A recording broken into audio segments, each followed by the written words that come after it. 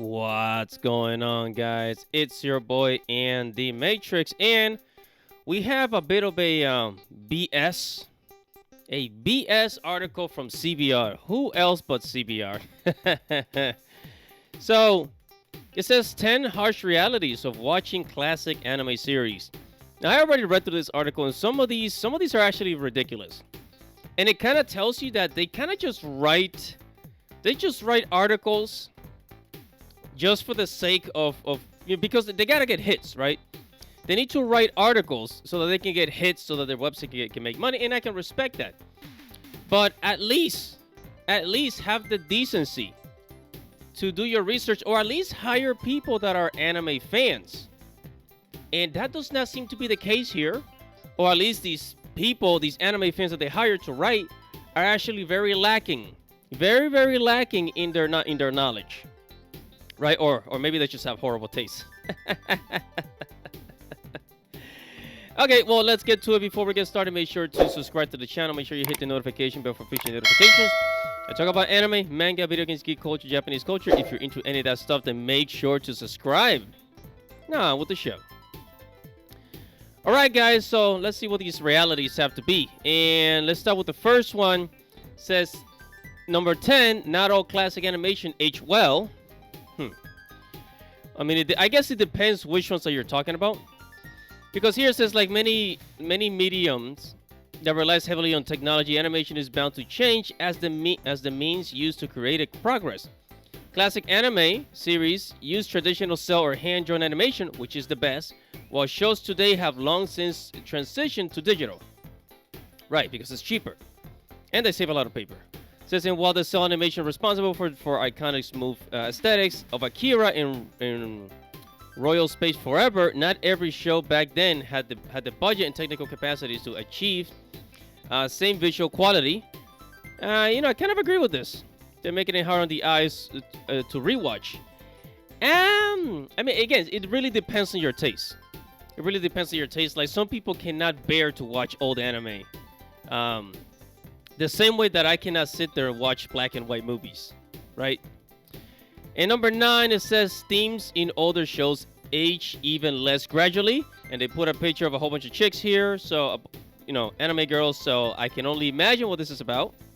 It says trends will always impact, what kind of shows do well with fans. Today's anime landscape would look barely without fantasy isekai and hit dark shonen anime series.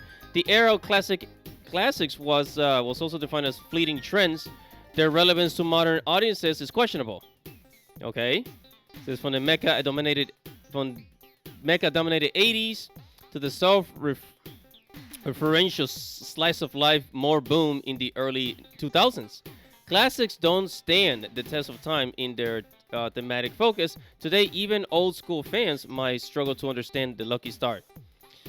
I guess so. I guess I kind of agree with this.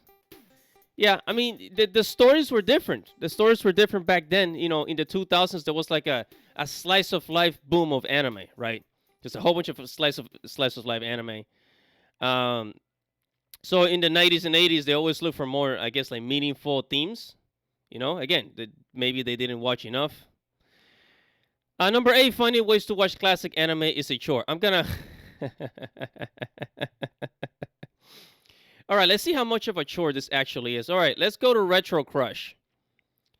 Here's some classic anime. They even got Yu-Gi-Oh here. City Hunter. They got Odysee Yatsura here. Which one is this? Is this the movie? Oh, yeah, it's the movie collection. Odysee Yatsura, right? They got a whole bunch. Oh, what a chore this is. Now with modern day technology, it's actually easier than ever to watch anime, right? They got an old one. Wow, this is a classic here. Got an old one. They got some Yu-Gi-Oh stuff here, right? They got some old Yu-Gi-Oh stuff, some vintage stuff. Amnesia. Yeah. So, yeah, that was really hard. Oh, by the way, Tubi also has some classic anime, like the old Saint Seiya ones. Yeah, that was hard, man. I almost sweated. Searching for this. Knights of the Zodiac classic. Old Beyblade stuff. Yeah, that was tough, man. Ranma, they got Ranma. That was real tough. All right, next, number 7 says some old school classics are way too pretentious.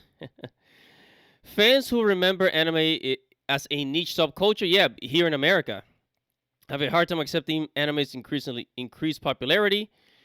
Today's anime is accessible and makes a point of focusing on predictable, formulated stories instead of exploring extravagant ideas. Old school anime classics were often much more difficult to parse.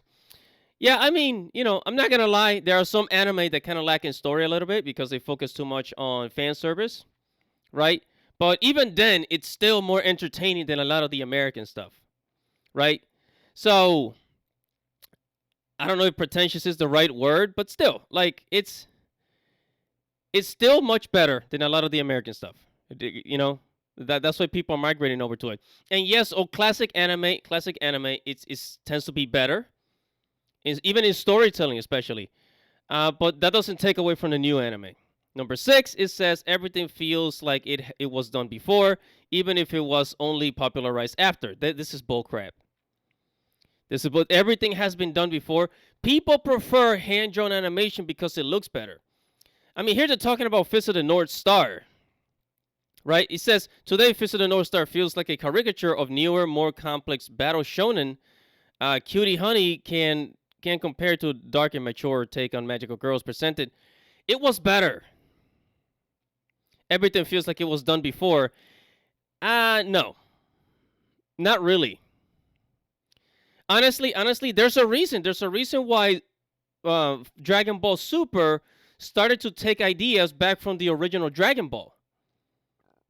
Because the original Dragon Ball, not only was it about more than martial arts than power levels, right? We go to Dragon Ball Z, it's all about power levels. The original Dragon Ball brought something very important.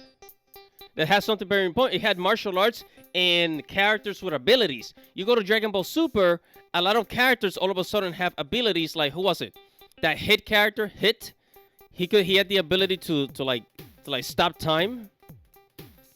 Right? They brought back those ideas from the original Dragon Ball. So don't give me that bullcrap. Number 5, it says it's a miracle to stumble upon a completed classic anime. So basically, what they're saying that back then, a lot of anime back then, they would just have like one season and then they would just end, right?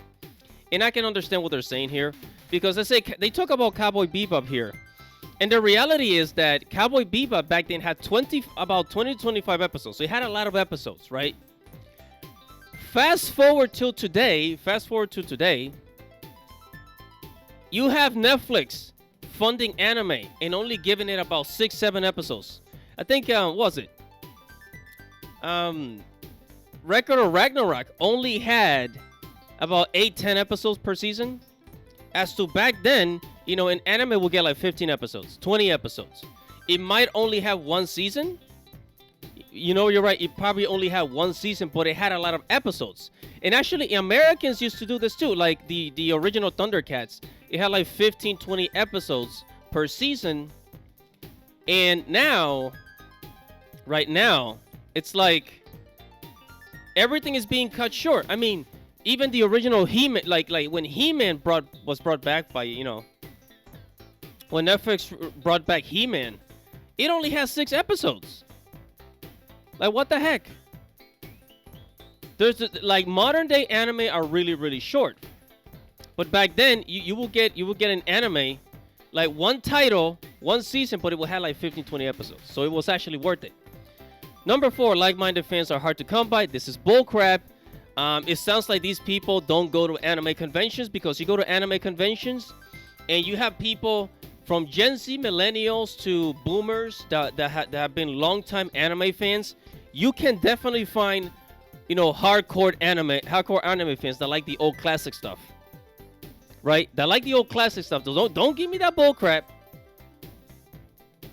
Yes, you can. On the internet, especially on the internet, there are anime YouTube channels dedicated to old anime.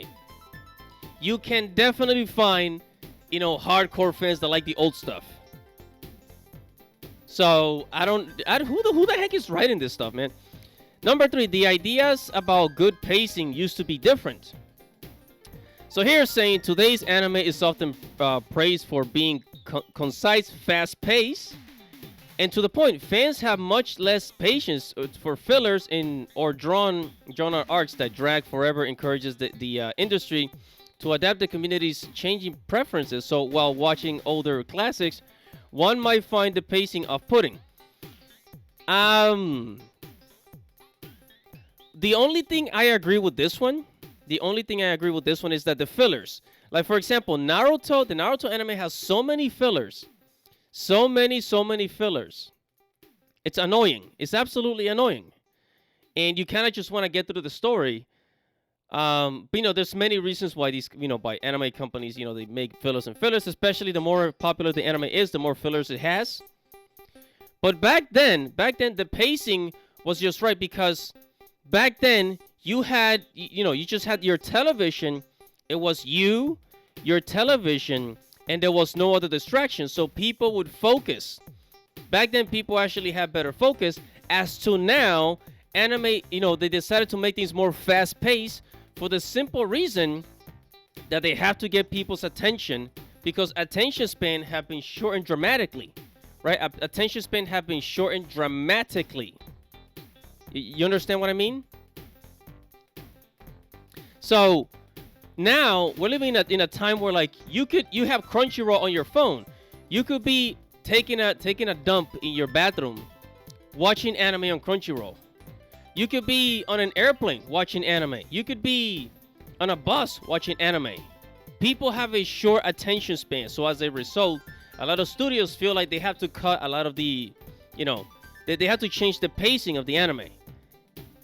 But back then, people had a longer attention span, and they told the story a little bit different, right? So again, they don't understand exactly what they're talking about. It says nostalgia can be deceptive. Fond memories. Fans of classic anime have of their favorite old schools. Shows are often rose-tinted. However, revisiting one's adolescent favorites can be more dissatisfying than rewarding. Yeah, and the reason why they're saying that is because when you watch modern-day anime and you go back to the old stuff, there's a bit of dissatisfaction. I disagree with this because there is a huge satisfaction. I mean, recently I was watching Golden Boy. And I realized the art style back in the 90s and the backgrounds was so much more, they look so much more realistic and colorful. Like the art style back then, it just looked way better. The animation was way better. And yes, the pacing was actually different. But again, people back then didn't have such a short attention span. So nostalgia can be deceptive? No. Like if you like something back then and you thought it was great, and actually if you compare it to like the animation now with everything's like made with computers, there is an untouchable quality of hand-drawn animation that people still love. Like you go back to the old Dragon Ball, the old Yu Yu Hakusho, the old Sailor Moon, it's still enjoyable. And most fans would agree. And, and number one, nothing will ever compare. And basically here what they're saying is that, when you watch classic anime, like you watch the old Akira, you watch the old Evangelion, you watch a lot of the old classic, and then you fast forward till today, they're saying that people feel as though nothing compares to the old anime. And you know what? I kind of agree a little bit because old anime had better animation quality and honestly, Japanese anime and manga, they've always had really good stories, right? They've always had really good stories. And it's not that the old is like way better. It might have better animation, but modern day anime still has really good storytelling, like Demon Slayer, good story. Gantz, Beastars, although it's 3D animation, still really good story. It's political, but it's it doesn't rub its politics in your face. There's a lot of really really good anime with really good stories out there. And so it's not like American entertainment. It's not like American entertainment where You watch, you watch the old American animation like Thundercats and He-Man. You fast forward to today, and you're like, dude, what the heck happened? What happened to good old animation? It's not like that. You fast forward, like you go back to the 90s and 80s, you find really good anime over there. You fast forward till today, you find really good anime now. Look at Chainsaw Man. So no, so you can't say nothing will ever compare. I mean, as far as animation, it doesn't really compare, right? Because people just prefer hand-drawn animation. But it's still really good storytelling and beautiful, beautiful artwork, unlike the American stuff. And that's it. Those are our... There you have it, folks. Your 10 harsh realities of watching classic anime series. Debunk. Whatever your thoughts are, comment below, like this video, subscribe to the channel, hit the notification bell for future notifications. It's your boy, Animatrix. Thank you for watching and listening. Godspeed.